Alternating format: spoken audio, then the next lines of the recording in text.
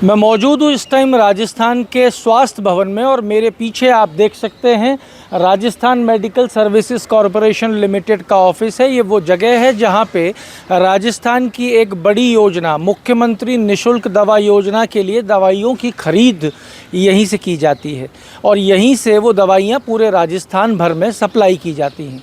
ये जगह इसलिए चर्चा का विषय बन गई है क्योंकि राजस्थान के अंदर एक दवा जिसका सॉल्ट है डेक्स्ट्रोमेथॉर्फिन, उसकी उपयोग से राजस्थान में कई जगह पे कई बच्चों की तबीयत ख़राब हो गई है। ये सिलसिला शुरू हुआ है भरतपुर से, जहाँ पे एक बच्चा इस दवा को पीने के बाद में बीमार हो गया। सीकर में एक बच्चा, बांसवाड़ा के अंदर 7 बच्चे और जयपुर में एक बच्चे की तबीयत ख़राब हुई है इस दवा को पीने से। डेक्स्ट्रोमेथॉर्फिन जो सॉल्ट है, इसका उपयोग सूखी खांसी यानी कि ड्राई कफ के लिए किया जाता है और गवर्नमेंट ऑफ इंडिया की गाइडलाइंस के अनुसार ये दवा 4 साल से नीचे के बच्चों को नहीं दी जा सकती है। ये बच्चों को दवा लिखी गई और दवा पीने के बाद से बच्चों की तबीयत बिगड़ गई। सूत्रों की अनुसार एक डॉक्टर ने भी इस दवा का उपयोग किया था जिसकी तबीयत खराब हो गई और डॉक्टर को भी भर्ती होना पड़ा। सरकार ने ये सब देखकर तुरंत एक्शन लिया और एक्शन लेते हुए सरकार ने इस दवा की, इस सॉल्ट की जितनी भी दवाइयाँ हैं उनको राजस्थान भर में डॉक्टर्स को लिखने के लिए मना कर दिया गया है। सप्लाई के लिए रोक लगा दी गई है और जितनी भी दवा मौजूद हैं उन सब को पहले क्वालिटी चेक के लिए भेज दिया गया है। अब क्वालिटी चेक के बाद ये तय होगा कि ये दवा उपयोग में लेने लायक है या नहीं। बच्चों की तबीयत क्यों बिगड़ी, ये एक बड़ा सवाल खड़ा हो गया है। जहाँ से ये दवाइयाँ आ रही थी, क्या वो मानकों पे पूरी खरी नहीं उतर रही थी?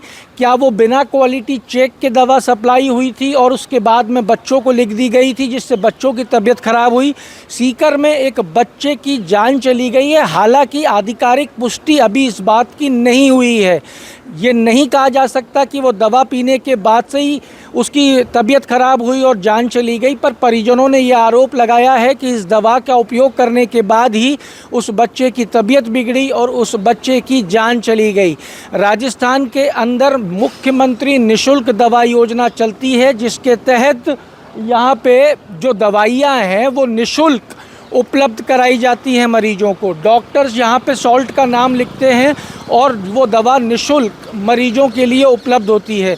एक ऐसा सॉल्ट डेक्स्ट्रोमेथॉर्फिन जिसकी ने पूरे राजस्थान भर में तहलका मचा रखा है। सूखी खांसी में काम आने वाली ये दवा जिस कंपनी से ली जाती थी, हमारे पास जो जानकारी है वो कहती है कि 1,64,000 बोतल इस दवा की सप्लाई की गई थी, यानी कि 1,64,000 डोजेज़ बाज़ार में दे दी गई हैं। जब भारत सरकार के मानक ये कहते हैं, गाइडलाइंस ये कहती है कि 4 साल से कम उम्र के बच्चों को ये दवा नहीं लिखी जा सकती है, तो फिर ये दवा क्यों लिखी जा रही थी? क्या इस दवा के डायलेशन में कोई दिक्कत थी? क्या इस दवा का एक पूरा बैच जो लगभग 32,000 बॉटल्स का है, उस बैच की ढंग से जांच नहीं की गई थी? ये दवा क्यों यहाँ पे सप्लाई हुई और क्यों बच्चों की तबीयत ख़राब हुई, ये एक बड़ा सवाल है। सरकार ने हालांकि इस सॉल्ट की सभी दवाइयों को टेस्ट के लिए भेज दिया है। जानकार ये बता रहे हैं कि जिस कंपनी से ये दवा सप्लाई होती थी उसको 6 महीने पहले ही डीबार कर दिया गया था क्वालिटी पैरामीटर्स के ऊपर। उसके बावजूद ये दवा अवेलेबल थी, उसके बावजूद ये दवा वितरित हो रही थी उसी कंपनी की। ऐसा क्यों हो रहा था, ये भी एक बड़ा सवाल है और जांच का विषय है। सरकार इस पे किस तरीके से जांच करा रही है, क्या जांच होगी, ये सब जांच रिपोर्ट आने के बाद पता लगेगा। पर जब तक के लिए राजस्थान में डेक्स्ट्रोमेथॉर्फिन के यूज़ पर पूरी तरीके से पाबंदी लगा दी गई है। ये सिर्फ एक सॉल्ट की बात नहीं है। आप देखिए कि मरीज़ जो है वो दिल के मरीज़ भी होते हैं, डायबिटीज़ के मरीज़ भी आते हैं, कई किडनी के मरीज़ भी आते हैं। अगर दवाइयों के मानक ठीक नहीं हैं और दवाइयाँ अगर अपने पैरामीटर्स पर सही नहीं उतर रही हैं तो ये मरीजों के संग खिलवाड़ हो सकता है। कितना बड़ा खतरा मरीजों की ज़िंदगी के साथ हो सकता है जो इन दवाइयों का उपयोग ले रहे हैं। सरकार ने जांच अभी सिर्फ एक सॉल्ट की बैठाई है, पर आवश्यकता हर उस सॉल्ट की जांच करने की है कि क्या वो मानकों पे खरा है या नहीं, जो किसी भी मरीज को दिया जा रहा है। मुख्यमंत्री निशुल्क दवा योजना राजस्थान के लिए एक माइलस्टोन है, पर इस तरीके की घटनाएं इस माइलस्टोन के ऊपर एक बड़ा धब्बा है। विपक्ष पूरी तरीके से हमलावर है। प्रताप सिंह खाचरियावास जो कांग्रेस के नेता हैं, पूर्व मंत्री हैं, उन्होंने क्या कुछ कहा है ये भी आप सुन लीजिए। लेकिन राजस्थान सरकार जांच करवा रही है, ये अब तक की अपडेट है। दवाई से कुछ जो बच्चों की तबीयत खराब हुई है, कुछ जो है डॉक्टरों की तबीयत खराब कहाँ हुई है? एक बच्चे की तो डेथ हो गई, काफी बच्चों की तबीयत खराब हो गई। सरकार ने खुद ने माना कि कफ सिरप खराब है और बैन कर दिया तुरंत। तो आप जब सरकार को पता है ये cough syrup black listed company है और ये दवाई नहीं जहर है, तो लोगों को जहर क्यों पिला रहे हो? जवाब तो देना पड़ेगा। ये फ्री दवा योजना, फ्री इलाज, ये कांग्रेस की आप ये मानकर चलना ड्रीम प्रोजेक्ट था। और इसमें खुद जब चीफ मिनिस्टर अशोक गहलोत थे तब पूरी कैबिनेट इस पे डिस्कस करती थी। 400 दवाइयां हमने फ्री की, फिर 700, 800, 600 जितने भी हम बढ़ाते गए, तो खुद मॉनिटरिंग करते थे। हर दवाई फ्री है राजस्थान में। ये कांग्रेस की योजना है। तो आप कांग्रेस की यदि अच्छी योजना है तो उसके लिए जहर थोड़ा ना बांटोगे लोगों को।